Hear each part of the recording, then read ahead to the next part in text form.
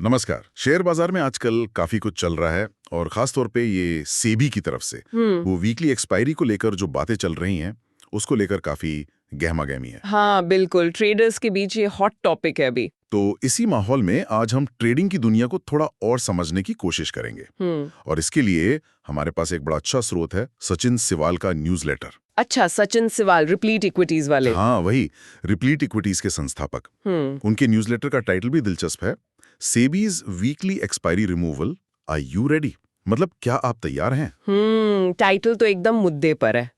देखिए, कोई भी रेगुलेटरी बदलाव आता है ना, तो ट्रेडर्स की स्ट्रैटेजी पर सीधा असर पड़ता है। सही कहा। तो आज हम सचिन के अनुभव और उनके इस न्यूज़लेटर के जरिए यही समझने वाले हैं कि ये जो ऑप्शन हेजिंग रणनीतियां हैं और उसमें भी खासकर डेल्टा हेजिंग, ये कैसे काम आ सकती हैं। मतलब बाजार की अनिश्चितता या ये सेबी वाले बदलाव, इनसे निपटने में। कुल और क्या सही स्ट्रैटेजी सीखने से ट्रेडिंग में एक स्थिरता आ सकती है और सबसे जरूरी मन की शांति मिल सकती है, खासकर ऐसे माहौल में।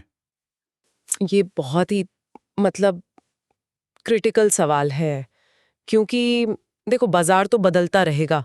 सफल वही है जो अडेप्ट करना सीख ले बिल्कुल, और अपनी पूंजी बचाना सीख ले। सबसे जरूरी सिर्फ प्रॉफिट नहीं, पहले रिस्क देखो। खैर, तो सचिन सिवाल के सफर से शुरू करते हैं। हाँ, करते हैं। उन्होंने काफी खुलकर लिखा है कि शुरुआत कैसे हुई। जैसे कई लोग करते हैं, उन्होंने भी ऑप्शन बाइंग से शुरू किया था, अच्छा। पर उन्हें जल्दी समझ आ गया कि ये उनके लिए ठीक नहीं है। काफी मुश्किल लगा उन्हें। हाँ, वो ऑप्शन बाइंग का आकर्षण बहुत होता है शुरू में। कम पैसे में बड़ा मुनाफा दिखता है, लेकिन उसमें वो थीटा डीके है, वॉलेटिलिटी है। हाँ, मतलब बिना समझे कूदना बहुत रिस्की है। पैसा जाने का चांस बहुत ज्यादा होता है। सही है। तो इस अनुभव के बाद सचिन ने पहले टेक्निकल एनालिसिस सीखा और फिर फ्यूचर्स ट्रेडिंग की तरफ मुड़े। ओके। करीब 4-5 साल उन्होंने बताया वो इंट्राडे फ्यूचर्स ट्रेडिंग करते रहे, सुबह लिया शाम को बेचा। इंट्राडे फ्यूचर्स, वो भी एक अलग स्किल सेट मांगता है। तेज रफ्तार वाला काम है बिल्कुल, स्क्रीन के सामने घंटों बैठना। और बहुत स्ट्रेसफुल भी हो सकता है। पर हाँ, एक फायदा है कि रात भर का रिस्क नहीं रहता। हाँ, लेकिन फिर कहानी में मोड़ आया। सचिन को यह महसूस हुआ कि भाई अगर सच में अच्छा पैसा बनाना है तो सिर्फ दिन के छोटे मोटे मूव से बात नहीं बनेगी। मार्केट का जो बड़ा ट्रेंड है ना, कई दिनों या हफ्तों वाला, उसे पकड़ना होगा। सही बात है। बड़े मूव्स तो ट्रेंड में ही आते हैं ज्यादातर। और उसके लिए इंट्राडे काफी नहीं था, पोजीशन होल्ड करनी पड़ती। और वहीं से शुरू होता है असली खेल और असली रिस्क, ओवरनाइट होल्डिंग का। बिल्कुल, ये ओवरनाइट रिस्क, ये सबसे बड़ी चुनौती थी। सचिन ने लिखा है कि रात भर जब आप फ्यूचर रखते हो तो स्टॉप लॉस किसी काम का नहीं रहता ज्यादातर। हाँ, क्योंकि मार्केट गैप से खुल सकता है अगले दिन, बहुत बड़े गैप से। एग्जैक्टली। आपने 100 पे लिया, 98 का स्टॉप लगाया, मार्केट खुला 90 पे, तो आपका स्टॉप 98 पे नहीं 90 के पास कटेगा। नुकसान कितना ज्यादा हो गया। बिल्कुल।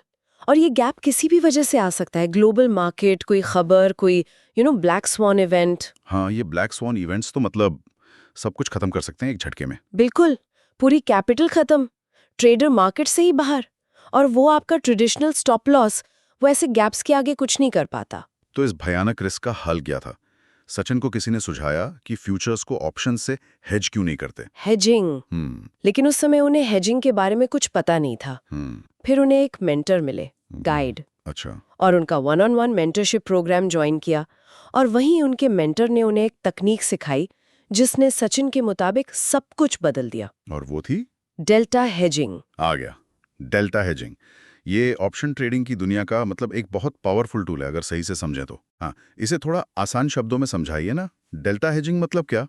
देखो, डेल्टा क्या बताता है कि अगर आपका स्टॉक या इंडेक्स ₹1 हिलेगा तो आपका ऑप्शन प्रीमियम कितना हिलेगा, है ना? हाँ, अब फ्यूचर का डेल्टा होता है +1। मतलब निफ्टी ₹1 ऊपर तो आपको ₹1 फायदा, ₹1 नीचे तो ₹1 नुकसान। डेल्टा हेजिंग में आप क्या करते हो? आप फ्यूचर के साथ कुछ ऐसे ऑप्शंस खरीदते या बेचते हो कि आपकी पूरी पोजीशन का जो कंबाइंड डेल्टा है वो 0 के आसपास आ जाए। डेल्टा 0 के आसपास मतलब ये कि अगर मार्केट थोड़ा बहुत ऊपर नीचे हो तो आपकी पोजीशन के प्रॉफिट या लॉस पर ज्यादा फर्क ना पड़े। वो डायरेक्शनल रिस्क, मतलब भाव ऊपर जाने या नीचे जाने का जो सीधा रिस्क है, वो काफी कम हो जाता है। अच्छा। इसे ऐसे समझो, आपने नाव सीधी चलाई, फ्यूचर। डेल्टा हेजिंग छोटे छोटे पतवार चलाना है, ऑप्शंस एडजस्टमेंट्स, ताकि छोटी लहरों, प्राइस मूव्स से नाव एकदम पलट ना जाए। बड़े गैप अप या गैप डाउन से ये काफी हद तक बचा लेता है। ओके ओके, मतलब ये दिशा के जोखिम को कम कर देता है। हाँ बिल्कुल, हालांकि सारे रिस्क खत्म नहीं होते। वो वॉलेटिलिटी का रिस्क, वेगा, टाइम डीके, थीटा, वो सब रहता है। लेकिन डायरेक्शनल रिस्क मैनेज करने का ये बहुत बढ़िया तरीका है। तो सचिन बताते हैं कि जैसे ही उन्होंने डेल्टा हेजिंग सीखी और यूज करनी शुरू की, उनकी ट्रेडिंग ही बदल गई। ये ऑप्शन हेजिंग रणनीतियां, इन्होंने उनका नजरिया बदला, उनके रिटर्न्स बदले। फिर वो धीरे धीरे और कॉम्प्लेक्स स्ट्रैटेजी सीखने लगे। आत्मविश्वास बढ़ा, रिस्क पर कंट्रोल बढ़ा। ये नेचुरल प्रोग्रेशन है। एक बार बेसिक्स आ गए, हेजिंग समझ आ गई, तो फिर आप और एडवांस चीजें एक्सप्लोर करते हो। अलग अलग मार्केट कंडीशन के लिए अलग अलग स्ट्रैटेजी। और सचिन एक और बात बताते हैं कि वो इंट्राडे फ्यूचर्स वाला काम उन्हें बहुत स्ट्रेस देता था। हाँ होता है। उन्हें लगता था कि जवानी में तो ठीक है, पर क्या रिटायरमेंट तक ऐसे ही ट्रेड कर पाएंगे? शायद नहीं। एक सस्टेनेबल तरीका चाहिए था, कम तनाव वाला। बिल्कुल सही चिंता है। ट्रेडिंग मैराथन है, स्प्रिंट नहीं। लंबे समय तक टिकना है तो मेंटल पीस जरूरी है, वरना बर्नआउट हो जाता है। और डेल्टा हेजिंग ने उन्हें वो शांति दी। वो लिखते हैं कि अब वो डिसिप्लिन से ट्रेड कर पाते हैं क्योंकि रिस्क लिमिटेड है, डिफाइंड है। उन्हें पता होता है कि कल को मार्केट में सर्किट भी लग जाए तो मैक्सिमम लॉस कितना होगा। ये जानने से रात को नींद अच्छी आती है। ये डिफाइंड रिस्क का साइकोलॉजिकल बेनिफिट बहुत बड़ा है, बहुत बड़ा। जब पता हो कि वर्स्ट केस में क्या होगा तो डर और लालच कंट्रोल में रहता है। हाँ, आप प्लान पर टिके रह पाते हो, इमोशनल फैसले कम होते हैं, डिसिप्लिन आसान हो जाता है। सचिन कह रहे हैं कि करीब 8 साल से वो लगातार ये डेल्टा हेजिंग स्ट्रैटेजीज यूज कर रहे हैं। 8 साल लंबा समय है। हाँ, और इससे न सिर्फ नींद अच्छी आती है, बल्कि वो मार्केट के रोज के शोर शराबे, नॉइज से दूर रहकर अपने प्लान पर फोकस कर पाते हैं। फोकस, बिल्कुल। हेजिंग आपको वो शांति देती है कि आप हर टिक पर रिएक्ट ना करें। आप आराम से अपनी स्ट्रैटेजी फॉलो करते हैं, मार्केट को देखते हैं, समझते हैं, पर घबराते नहीं। अच्छा, अब आते हैं उस मेन मुद्दे पर। ये सेबी वाला वीकली एक्सपायरी हटाने का जो सीन है। हाँ जी। सचिन कहते हैं कि इस खबर से कई ट्रेडर्स परेशान हैं, खासकर जो वीकली एक्सपायरी पर ही फोकस करते थे। हाँ, स्वाभाविक है। जिनका पूरा सेटअप वीकली पर था, वो तो हिल गए होंगे। लेकिन सचिन का नजरिया यहाँ थोड़ा अलग है। वो कहते हैं कि अगर आपको ऑप्शन स्ट्रैटेजी, खासकर हेजिंग, सही से आती है तो आपको फर्क नहीं पड़ना चाहिए कि एक्सपायरी वीकली है या मंथली। ये बड़ा इंटरेस्टिंग पॉइंट है। मतलब strategy is king, not the expiry day. हाँ, कुछ ऐसा ही। उनका कहना है कि अगर आपकी स्ट्रैटेजी रोबस्ट है, रिस्क मैनेजमेंट सही है, तो आप इन बारी बदलावों से डील कर लोगे। आपकी स्ट्रैटेजी फ्लेक्सिबल होनी चाहिए। बात तो सही लगती है। असल खिलाड़ी तो स्ट्रैटेजी ही है। और सचिन इसमें एक और बात जोड़ते हैं। वो मानते हैं कि वीकली एक्सपायरी भी मंथली जितना अच्छा रिटर्न दे सकती है, नो डाउट। ओके। लेकिन उनके अनुभव में मंथली एक्सपायरी असल में बेहतर डाइवर्सिफिकेशन का मौका देती है। डाइवर्सिफिकेशन मंथली में कैसे? हाँ, मतलब जोखिम को फैलाने का बेहतर मौका।